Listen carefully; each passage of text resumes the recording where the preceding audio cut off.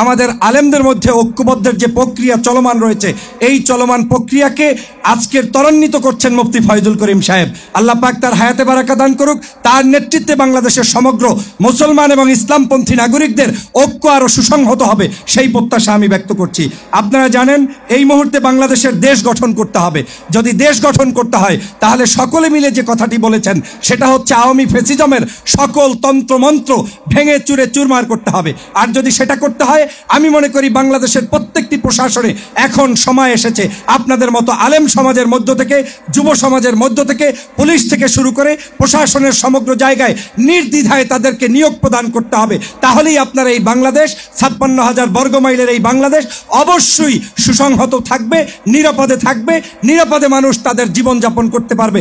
আজকের এখানে বাংলাদেশে যে ঐক্যবদ্ধ সরকার থাকলে, দেশীয় সরকার থাকলে যে মানুষের বিজয় হয় তার উজ্জ্বল দৃষ্টান্ত হচ্ছে, আপনারা জানেন যখন বাংলাদেশের রেমিট্যান্স যোদ্ধা 57 জন ব্যক্তি বিদেশের কারাগারে বাংলাদেশের মুক্তি আন্দোলনে অংশগ্রহণের কারণে তারা গিয়েছিলেন, তখন এই দেশের সরকার বলেছিল যারা কারাগারে গিয়েছে ওই দেশের দোষের কারণে গিয়েছে, তাদের মুক্তিতে সরকার কোনো কাজ করবে না। এবং সরকার করে নাই, শেখ হাসিনা করে নাই, এম্বাসি করে নাই, বরং যারা অট্টহাসি দিয়েছে। কিন্তু প্রমাণ হয়েছে একটি শক্তিশালী সরকার থাকলে তাদেরকে মুক্ত করা সম্ভব।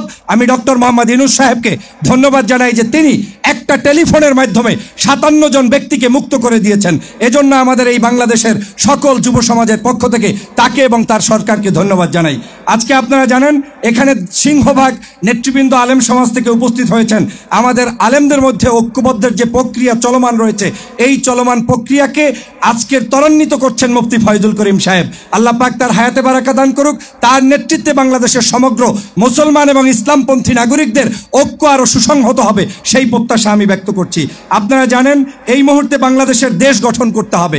যদি দেশ গঠন করতে হয় তাহলে সকলে মিলে যে কথাটি বলেছেন সেটা হচ্ছে আওয়ামী ফ্যাসিজমের সকল তন্ত্রমন্ত্র ভেঙে চুরে চুরমার করতে হবে। আর যদি সেটা করতে হয়, আমি মনে করি বাংলাদেশের প্রত্যেকটি প্রশাসনে এখন সময় এসেছে আপনাদের মতো আলেম সমাজের মধ্য থেকে, যুব সমাজের মধ্য থেকে, পুলিশ থেকে শুরু করে প্রশাসনের সমগ্র জায়গায় নির্দ্বিধায় তাদেরকে নিয়োগ প্রদান করতে হবে। তাহলেই আপনার এই বাংলাদেশ, 56,000 বর্গমাইলের এই বাংলাদেশ অবশ্যই সুসংহত থাকবে, নিরাপদে থাকবে, নিরাপদে মানুষ তাদের জীবনযাপন করতে পারবে। অতএব সেই কাজটি আপনারা শত দ্রুত সম্ভব করবেন।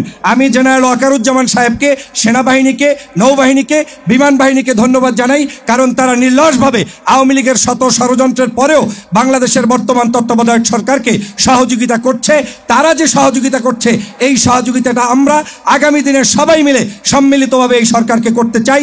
যতক্ষণ পর্যন্ত এই সরকার স্টেবল একটি রাষ্ট্র ব্যবস্থা কায়েম করতে না পারবে, ততদিন পর্যন্ত আমরা তাদের সাথে থেকে যুব সমাজ তাদের জন্য কাজ করব এবং আগামীর একটি সুন্দর সোনার বাংলাদেশ গঠন করব, সেই প্রত্যাশা ব্যক্ত করছি। আজকের এই সাংবাদিক সমাজ যারা আজকের নিরপেক্ষতার দৃষ্টিতে লিখছেন, বলছেন, করছেন, এই নিরপেক্ষতা আগামী দিনেও যাতে কোনো সরকার আসলে সেটার যাতে পরিবর্তন না হয়, সেই প্রত্যাশা ব্যক্ত করছি।